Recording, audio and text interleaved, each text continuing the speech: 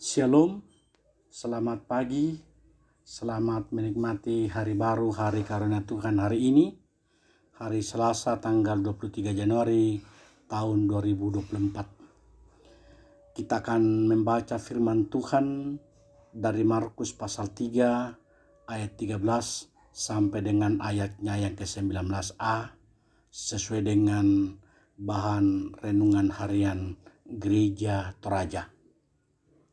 Namun sebelum kita membaca, mari kita berdoa. Ya Tuhan, pada pagi hari ini kami akan memulai aktivitas kami. Kami akan membaca firman-Mu. Ya Roh Kudus, kuasai kami agar firman-Mu ini dapat tinggal dan diam di dalam hati kami. Dengarkan doa kami, dalam Kristus kami berdoa. Amin. Markus pasal 3 ayat 13 sampai dengan ayatnya yang ke-19a. Lembaga Alkitab Indonesia memberikan judul Yesus memanggil ke-12 Rasul. Kemudian naiklah Yesus ke atas bukit. Ia memanggil orang-orang yang dikehendakinya dan mereka pun datang kepadanya. Ia menetapkan 12 orang untuk menyertai dia dan untuk diutusnya memberitakan Injil. Dan diberinya kuasa untuk mengusir setan. Ke-12 orang yang ditetapkannya itu ialah Simon yang diberinya nama Petrus, Yakobus anak Zebedeus, dan Yohanes saudara Yakobus, yang keduanya diberinya nama Boanerges yang berarti anak-anak guru.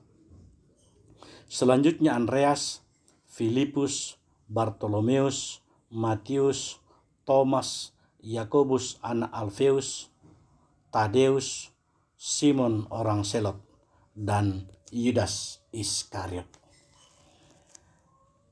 Nas renungan kita adalah ayatnya yang ke-14.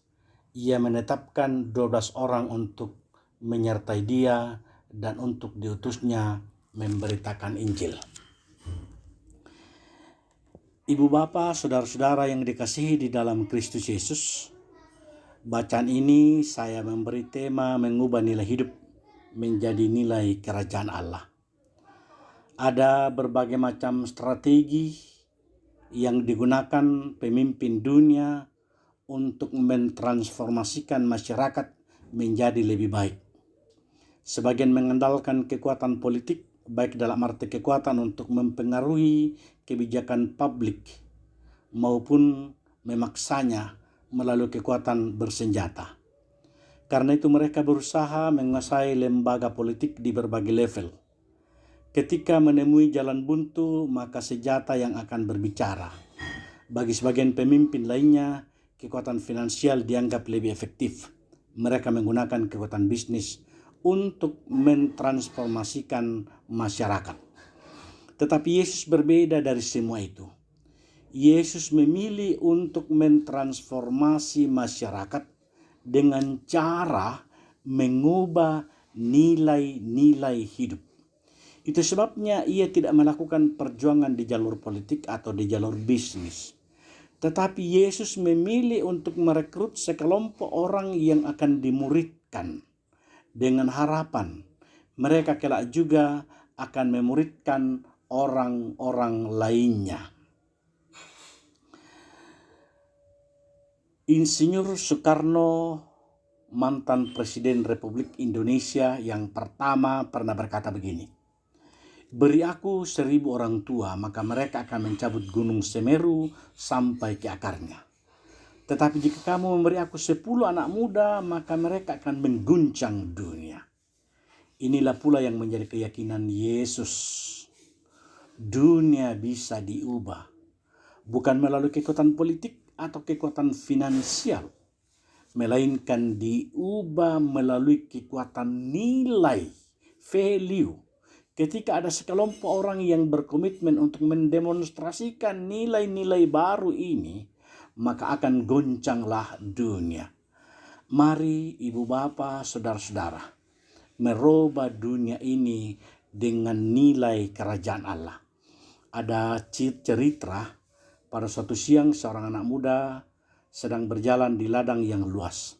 Tanpa sengaja ia terperosok ke dalam suatu lubang dan terjatuh. Ia sangat kaget ketika menemukan bahwa ternyata di dalam lubang itu terdapat harta yang terpendam yang begitu banyak dan luar biasa nilainya.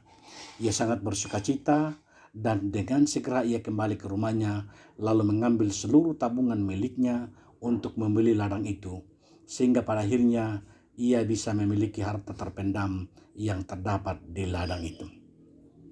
Ibu bapak saudara-saudara, kita mungkin pernah mendengar kisah ini, suatu perumpamaan yang Yesus pakai untuk menjelaskan mengenai kerajaan sorga.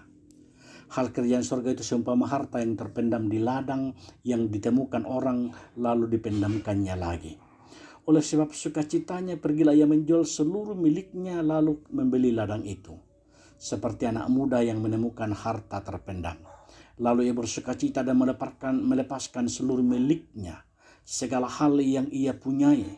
Demikian juga lah ibu bapak saudara dan saya saat menemukan kerajaan Allah. Kita pun juga seharusnya tanpa bimbang dan segera bersukacita akan melepaskan apa yang menjadi milik kita sebelumnya. Kehidupan lama kita, pikiran-pikiran duniawi kita, gaya hidup yang tidak baik, segala ketakutan dan kekhawatiran yang mengikat kita sebelumnya akan kita lepaskan untuk bisa mendapatkan kerajaan Allah, yakni suatu harta yang jauh lebih bernilai dan begitu berharga. Saat mendengar kata kerajaan Allah, mungkin yang pertama kali terbersit dalam pikiran kita adalah surga, tempat yang begitu indah yang nantinya akan menjadi perhentian terakhir kita di dalam kekekalan. Namun, dalam kerajaan Allah ada seorang raja yang memerintah. Dalam konteks kerajaan Allah inilah, Allah lah yang menjadi raja dan memerintah. Kita sebagai umatnya yang hidup dalam kerajaan Allah harus hidup di bawah pemerintahannya, kebenarannya, firman Tuhan. Hidup di bawah pemerintahan Allah merupakan hidup yang membawa kita kepada damai dan sukacita. Seperti anak muda yang ia rasakan ketika ia menemukan harta yang terpendam. Sungguh indah. Kondisi seperti inilah yang bisa kita lihat dalam Markus yang kita baca ini. Dalam perjumpaan itu Yesus memanggil mereka dan memperhadapkan mereka pada pilihan. Apakah akan mengikut dia dan menjadi penjala manusia? Apa pilihan Simon dan Andreas? Dituliskan para muridnya mengambil keputusan untuk meninggalkan jalannya dan mengikut dia. Mereka memilih kerelaan untuk melepaskan pekerjaannya, keluarganya, dan berbagai hal lainnya. Menjadi zona nyaman bagi mereka. Dengan segera mereka bersedia untuk mengikuti Yesus. Karena mereka tahu dan sadar bahwa nilai kerajaan sorga merupakan yang utama ketika mengikutnya. Bagaimana dengan ibu bapak saudara-saudara yang mendengarkan firman hari ini? Nilai manakah yang lebih utama dalam hidup kita? Nilai diri atau nilai kerajaan sorga?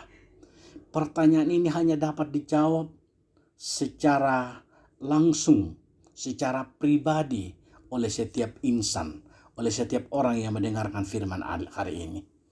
Melalui perenungan firman Tuhan ini, kita diteguhkan untuk memiliki komitmen hidup yang seturut dengan nilai kerajaan Allah. Tuhan kiranya memberkati kita. Amin. Mari kita berdoa.